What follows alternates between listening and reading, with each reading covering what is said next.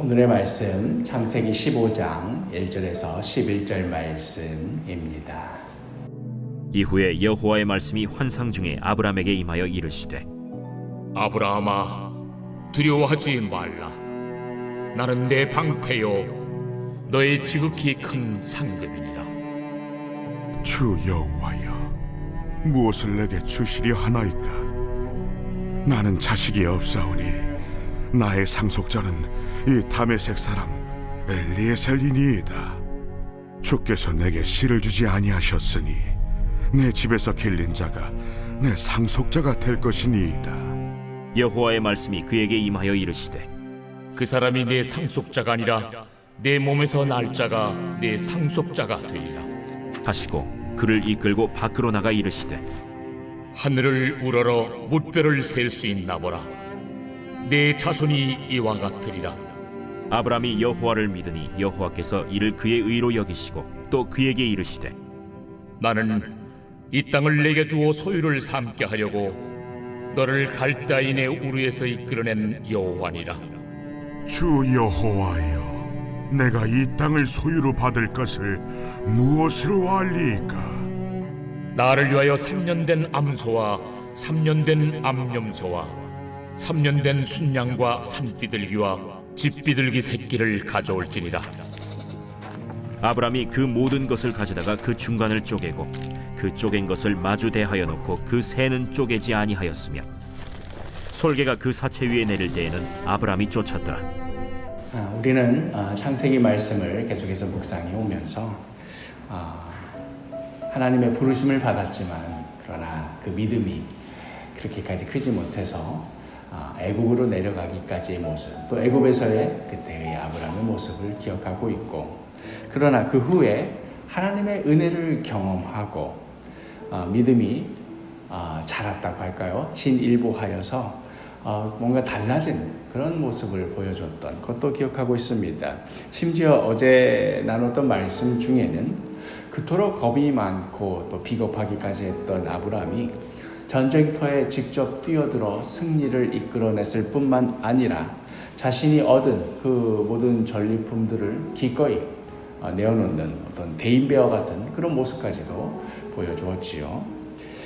그리고 나서 이어지는 말씀이 바로 우리가 방금 읽은 이 말씀입니다.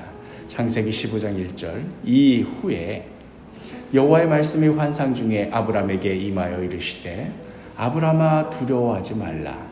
나는 내 방패요 너의 지극히 큰 상급이니라. 아브람아, 두려워하지 말라.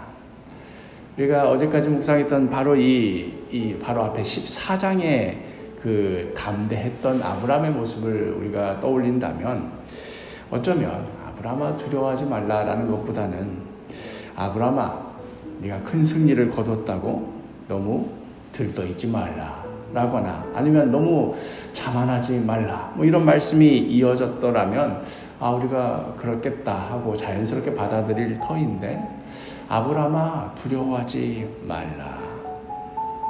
내가 있지 않느냐. 내가 너의 상급이다. 내가 너를 지켜줄 방패다.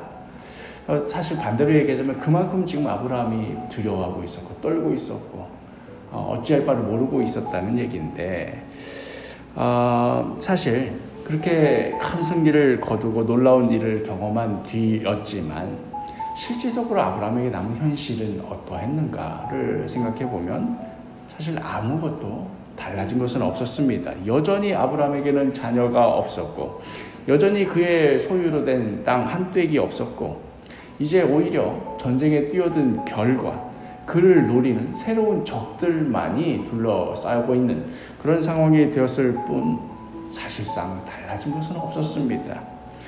놀라운 믿음의 모습을 보여준 이후에 오히려 마음이 허전해지고, 분명히 얼마 전까지만 해도 내 마음에 그렇게 확신이 있었는데 그런 담대했던 모습들이 온데간데 없이 사라지고 자꾸만 불안해지는 그런 모습. 사실 우리의 신앙의 여정 중에도 그런 일들이 종종 벌어지곤 하지요.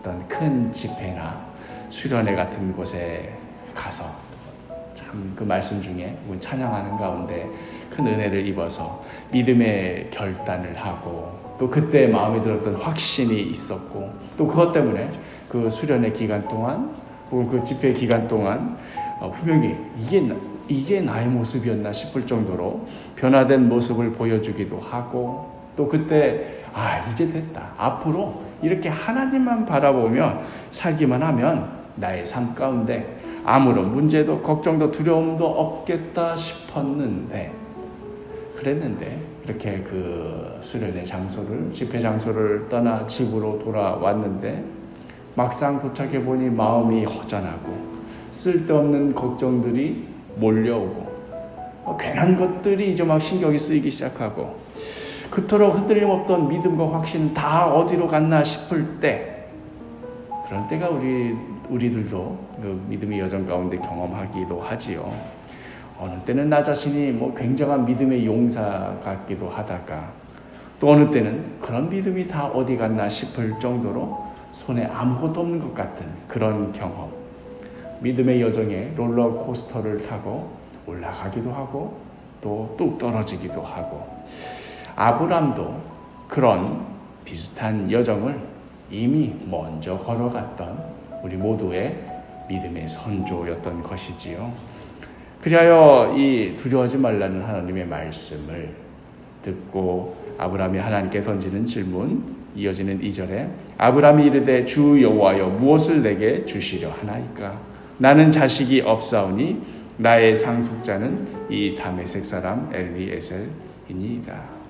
이제 아브라함의 그 두려움의 근원이 드러나는 것이지요. 내게 자식이 없으니 그거 놀라운 거 다 하면 뭐합니까? 결과적으로 내게 아무것도 없으니 내가 뭘 소유한다 한들 물려줄 사람도 없고 내가 언제까지 전쟁에서 싸워서 이길 수 있을지 아들이 있어가지고 든든하게 지켜줄 그런 것도 하나 없으니 현실적으로 집에서 기른 이 종 엘리에셀 이 하나 나 이거 정도 의지할 수밖에 없는 것 아니겠습니까? 하는 어떤 항변이자 좀 따져 묻고 싶은 그런 지점이었던 것이지요.